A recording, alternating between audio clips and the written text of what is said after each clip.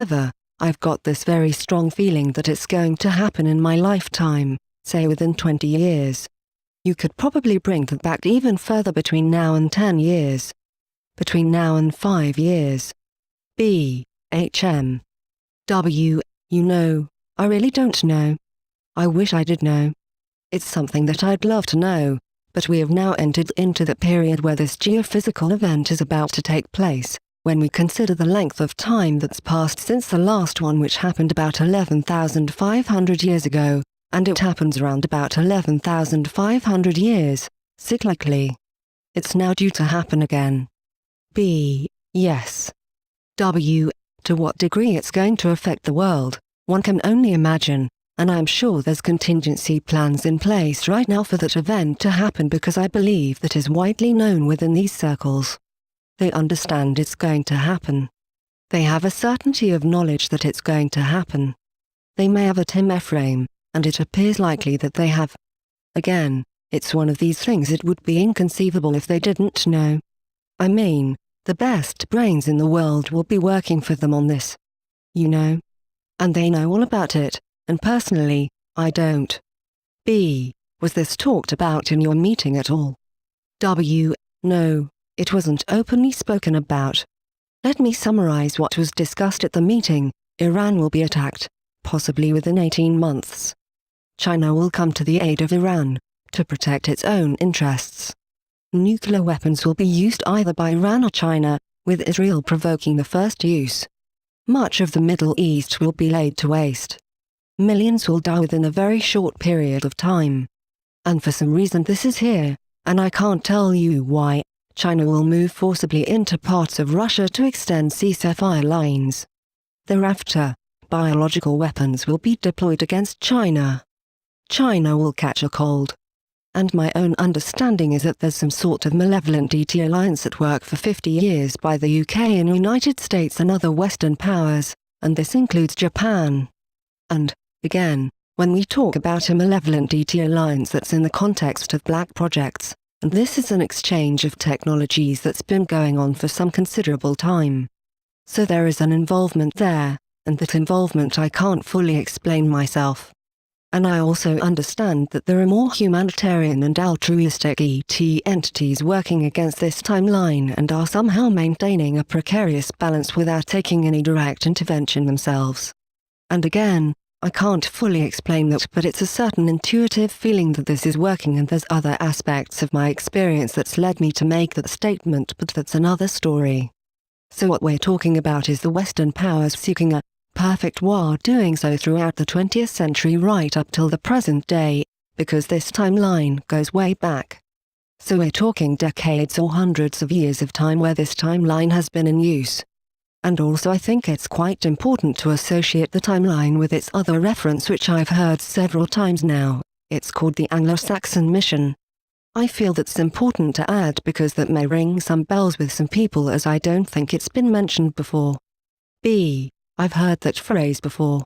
I don't want to digress here, but the flag which I've got against it, and actually which I'm really starting to understand, and it's as chilling as it gets, from what you're saying, that the reason why it's called the Anglo-Saxon mission is because basically the plan is to wipe out the Chinese so that after the cataclysm and when things are rebuilt, it will be the Anglo-Saxons who are in a position to rebuild and inherit the new earth, with no one else around.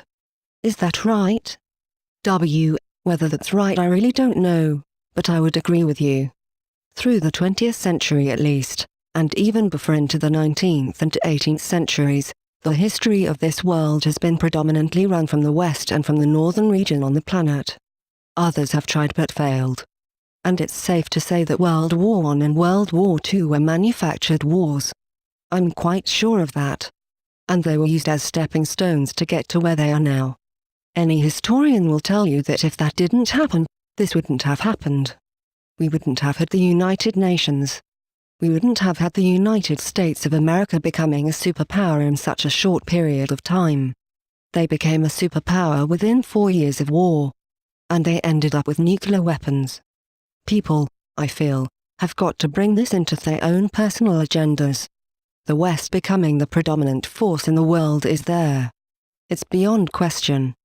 B. Retrospectively looking back on it, you can see a sort of long-term strategy that extends over a number of generations even though one couldn't see the wood for the trees at the time. That's the nature of people really. You know, we just live our own lives with those of our families and those close to us and do the best we can. It's not very often that we stick our heads above the parapet and have a good look around to see what's really happening. We're not very good at doing that, I'm afraid. I'm a good example. I've been involved in so many things, I've just got my head down and just got on with what I was doing, ignoring what was going on, possibly subconsciously denying what was happening until I really had to say something about it. Yes. Just on a personal note, it must be quite hard living with this personal experience that you have had of being party to these conversations and knowing that this isn't just some fantasy because you heard these people talking about this, laughing about it. Well, it was quite informal. I mean, they were very comfortable talking about this. How can I describe the people who I'm talking about better? The people who I'm talking about are people who exude power. They elicit fear. They demand obedience and by God do they get it. And by the way they talk they're dictating to the so-called elected governments that we have got in Parliament or in Washington or in Berlin or in Paris. These people exude that kind of power, and beyond that what can I say? I'm sure other people have come across characters like that in their lives. There's not a compassionate bone in their body. They do not resonate any spiritual warmth whatsoever. They're cold, they're calculating. To use a phrase that's common here, butter wouldn't melt in their mouth. A lot of people out there speculate that at some level, maybe not at the level of the people who you are meeting with in the room, but at some level, in this behind-the-scenes government that is orchestrating this entire plan, lies a non-human intelligence. And one of the arguments for that is that it takes an enormous amount of long-term thinking, strategic cunning, to plan going over many generations, which is the result of an extremely high intelligence just to play this chess game on such an enormous scale. So some people, myself included, suggest that this must be a non-human intelligence that's behind this. Yes. And my perception is that this intelligence is incredibly logical, without any empathy, without any love, care, understanding or compassion. They're cold and calculating and logical beyond any logic that we could muster normally. They go well beyond that. They're such supremely intelligent people. These are people who can produce answers to really difficult questions without blinking an eye. They are very, very bright people, but bright only in the sense that their logic is extraordinary. What can ordinary people do? How should they react? How should they think? Do you personally feel that this is inevitable? Do you think we're all doomed in some way? No, absolutely not. I've often thought about this, Bill, and this of course is a personal view. We will endure. But to endure, from one person to the next, is not to work for them anymore. It's to stop working for them. It's not to react violently against them because they'll win. They would love that to happen, then it gives them an excuse. They breed on fear and violence the reaction from fear. That would be like bees to honey for them. They would love that to happen. What's needed is non-violent reaction, simply just not doing the job for them anymore. To give a comparison, Bill, there was a man who history has largely ignored.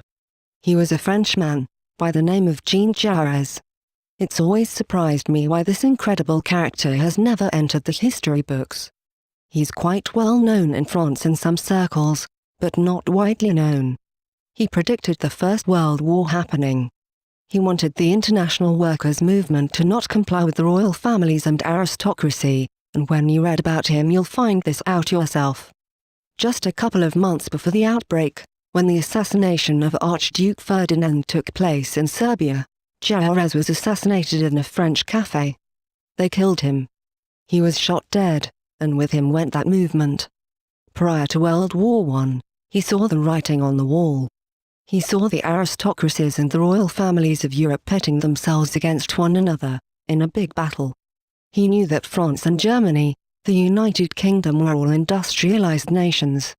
He further realized that being industrialized, the next war will be an industrial war where millions of people might be killed. He formed a movement which some have termed as communist.